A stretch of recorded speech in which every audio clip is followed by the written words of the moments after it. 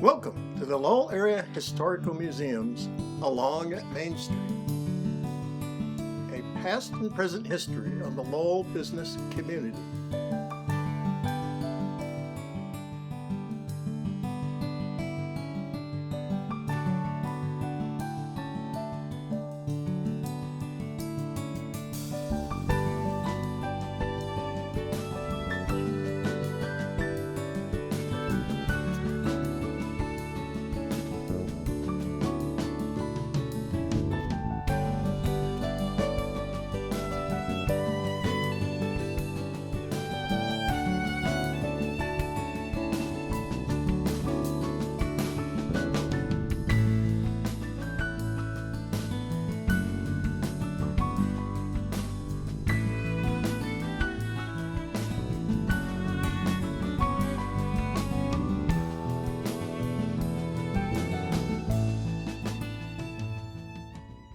Welcome to the Lowell Area Historical Museums along Main Street, where you look at the past and present history of our community's businesses. Today we are at 315 West Main Street, the Strand Theater, which was built in 1928 for Harvey and Osta Collier. There was an article in the May 17, 1928 paper here. The new Strand Theater nears completion. The opera chairs, 514 in number, are ready to be installed. The pipe organ will arrive this week. The curtain and the scenery have been ordered. The back portion of the building is 4 stories high, holds the fly loft, and a unique system of controls, ropes and sandbags for the scenery and curtain drops. When the Strand opened, much of the entertainment was vaudeville or live actors. Laurel and Hardy performed here. It was a vital component of the community until closed in July of 1983 due to the dwindling attendance, part due to the introduction of cable TV. The building was used as S.J. Bob's Furniture in the 1980s and as Larkin's Other Place banquet hall from 1995 to 2021. The old theater lives on in memories. It's now owned by David and Lee Reed, who hope to once again make a part of the fabric of Lowell's life as the old theater. Welcome. Thank you.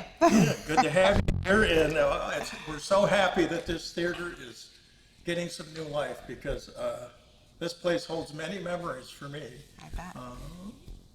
I remember when I saw Old Yeller here when I was 6 years old, and when Old Yeller was shot through the corn crib, this whole audience, all the kids started crying and carrying on. So it holds a lot of memories for me. So we have some questions we'd like to ask you. The first one being, when did you take the business big step and start the old theater? We officially took it over November 2nd last year,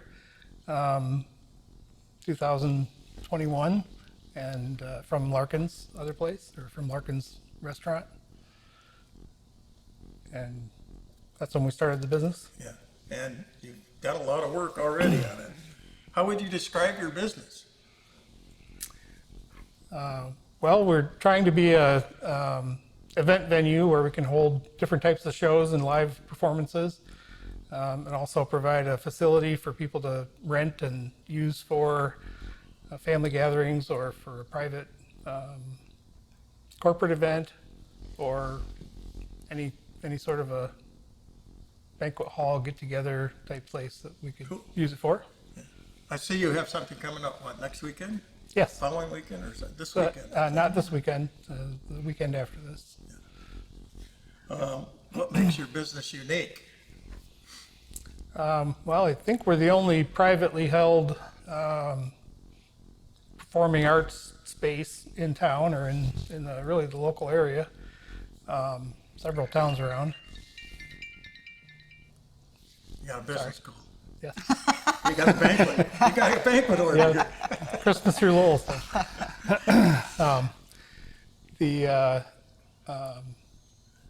Where was I? What makes it unique? You were saying that it's the only privately owned theater nearby. Yep, the only private performing arts venue. facility, or even I don't really know of any other rental spaces. I guess Big Boiler's got an upper upstairs room, and some of the shops will close and give you their space, but this is the only that I know of event Ripple facility. has a little raised dais in their restaurant, and they're hoping to have some. So people bring in one-man band to their restaurants and whatnot. But this is set up to be full stage production, or just a single podium with the raised stage and the dance floor. It can be very versatile without the sloped floor of a theater. And now that the 514 opera seats are not here, you've got the 3 flat tiers. The space itself is very versatile, so we can change it up, and that's how we can have a dance one week and theater seating the next week, with a dinner theater following, or Christmas through Lowell, 13 or so different vendors coming in and setting up their own little booth, because we got that kind of space. Yeah, I always thought this would be a great place for dinner theaters. You got the tiered seating, which is nice, so it doesn't block views of other people, so it opens it up, even for bands and everything, because this dance floor is sunken, so you get to see the bands and or performers and whatever they may be, without Blocking the view. having to look between people's heads and all that stuff. Exactly. Yeah, it's set up really nice. Why did you decide to start your business here in Lowell? It was really close to home. We didn't have a long commute, David, and we like Lowell. We've lived here for 20 years, and we really like it. we don't have the childhood memories of Right. this building. Right. But over the 20 years that we've been here, we've been involved with the arts, with private bands. We've called our own square dances at our home. We have been involved with drama productions through our homeschool group. So there was a lot of things we were already doing, just without a facility.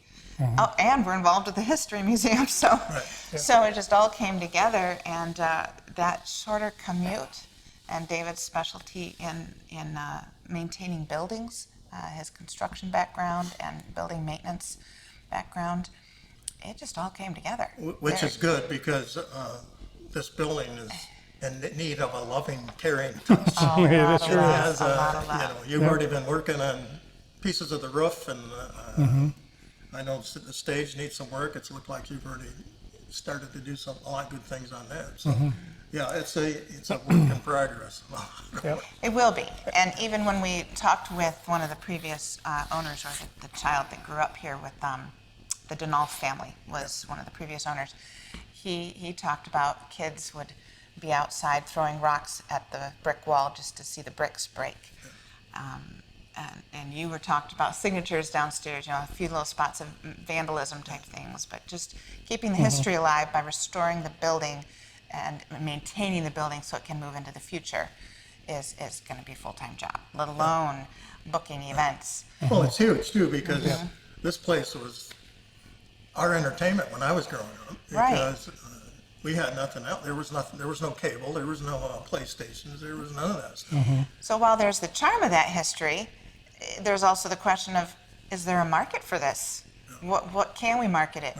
We're not, people aren't going to vaudeville shows anymore, so why would we need a vaudeville place? But we want to really think outside the box. Well, what do we need? And recently Lowell lost 2 bowling alleys and the laser tag and the roller rink, and how about a place to go dancing? If without driving 30 minutes into Grand Rapids, it'd be nice to have a place for some of that activity. Yep. Yeah, it's going to be great. I can't wait to see. Of course, you've already started stuff, but to see the final dream done will be very nice to see. Hopefully you won't have to wait forever. No, And hopefully. I grew up in the Williamston area, and we had a little theater in Williamston, and the family there that owned it cared for it and loved it, and I always wanted to support their business, and they've kept it going, and they show movies there every weekend or every night. I'm not sure. $2. It used to be $2 seats and Well, that's what and our inexpensive popcorn. Our And- entertainment was the Wednesday night surprise night here for 25 cents. You could come in here, you didn't know what the movie was going to be. Oh, but wow. with 25 cents, you didn't care because every kid in town was there. Right. So Wednesday night was the theater, and then a skating rink on Friday nights, and the bowling alley So Right. those two And- places are gone. And that's what we want to do again, is have some place that kids can go and play and Ride their bike to, walk from school, not have to have And not- mom not drive be them in expensive. 28th Street. Right. Affordable family entertainment, Yep. even board game nights, or the possibilities are endless. Yep. And I've said it in a few other places, but we're not out to get, rich on this or anything like that. We're just Keep it alive. trying to keep it alive and make it someplace that people can go. And keep a piece of Lowell history alive. Sure. Exactly. Because this 1928, this was the place. The My place. grandparents played piano. My grandmother played piano, and my grandfather played violin On this during stage. the silent movies here. Oh, wow. Before They, the they met talkies. the music. Before the Okay. talkies. So, Wow. yeah, that's a lot of great stuff. Do you know anything about the previous owners? Have you heard any stories or anything of interest that might be? A little bit. We of course, worked with Mike Larkin and Casey Sarnopes, who has passed away since then. So we knew them, and then we met with Steve Denolf, one of the sons of the owners that owned it from 1972 until 83 or so. So we've known the past two owners, I guess, or Steve had a lot of good stories. two of the three past owners, because I think one of the other Larkins owned it when it was S.J. Bob Furniture. Right. Mike's brother, I think, owned it then. Steve had a lot of good insight for us, being the last family that lived in the apartment.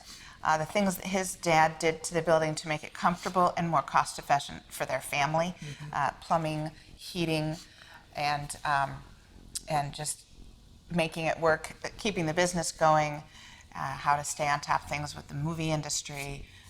Apparently there was stories about chasing kids down the street when they reached in and stole money out through the ticket booth, or walking around with a flashlight to make sure no hanky-panky in the aisles.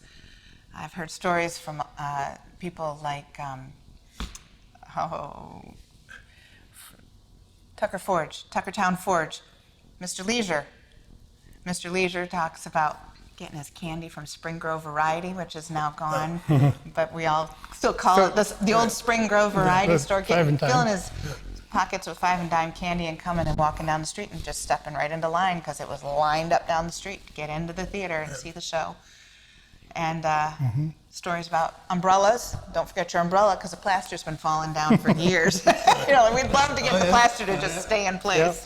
I know when I was a child, the circle in the ceiling. That dome up there. Yeah, the dome. You always looked up to that, and your imagination just started to wander. Yes. Where was Yes. that part of the outer space or what? It sure looks like the surface of the moon. Yeah, that's still up there, so that's good to see too. So, Yep. yeah, wonderful.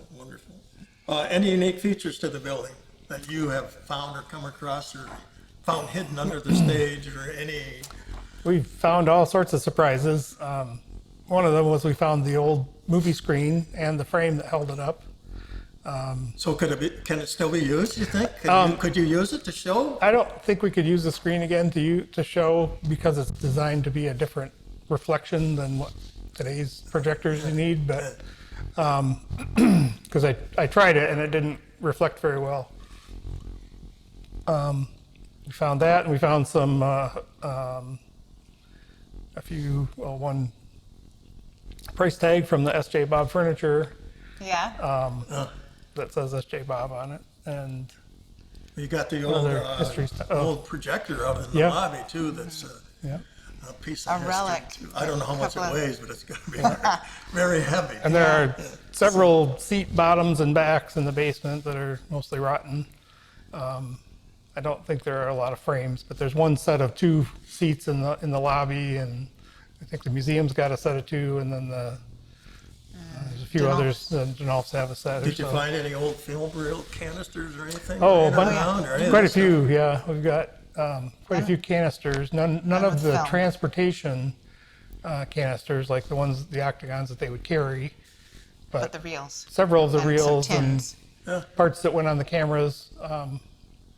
We have the one camera in the lobby, and then another one that's kind of part of a camera, or not camera, but projector. You know what I thought was Make neat? that mistake and call it a camera. when you peeled back the carpet that's here at the front of the stage and found plywood, took off the plywood and found footlights all along there. So that's what's under this carpet.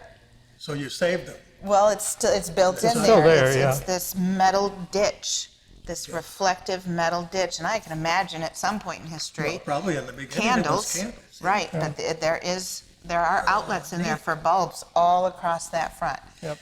and that's just fascinating to think about. No, that's what's fun about it, when you start digging. Yeah. You also plan to make an apartment, right? Upstairs? We're for still you guys talking or about for- that. Yep, we've kind of been through a few iterations of who's going to live here and what it will be, and we've talked about several possibilities, even rooms or something like that. We don't know what we're going to do yet. So, Right. and we haven't done a lot of changes to the building. We've done mostly repairs and getting things back to where they should be. Like the apartments, we've taken out a lot of things that were up there. This wall that's beside me was built with the false beams that were up there. So it's the apartments are in kind of a gutted, repair the plaster state. The outside walls, we took off the drywall that was kind of moldy and we're repairing the plaster because I know how to do that. And I prefer the plaster for a building like this because it won't get moldy. It won't soak in water. So Cool. What are your future plans? I mean, what's the down the road picture look like?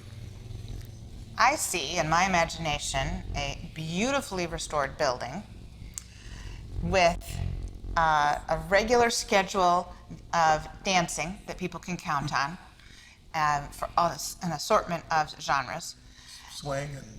Swing and Country and line and contra and square and disco and you name it. The time period, I think we should rotate through them all.